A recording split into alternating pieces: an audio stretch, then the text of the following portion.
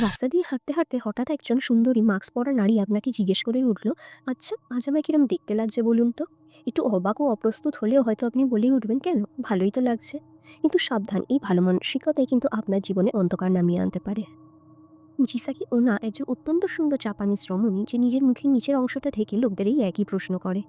না বললে তো আপনার মৃত্যু তখনই নিশ্চিত, কিন্তু হ্যাঁ বললেও আপনি ছাড় পাবেন না।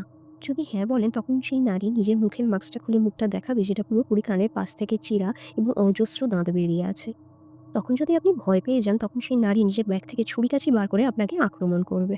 কিন্তু যদিও তখন নিজের বুকে সাহস নিয়ে তাকে জানান যে তাকে তখনও সুন্দর দেখতে লাগছে, সে তখন একই ছুরি-কাঁচি দিয়ে আপনার মুখটাও ফালা করে দেবে, কারণ আপনার কথায় তো সেটাও সুন্দর।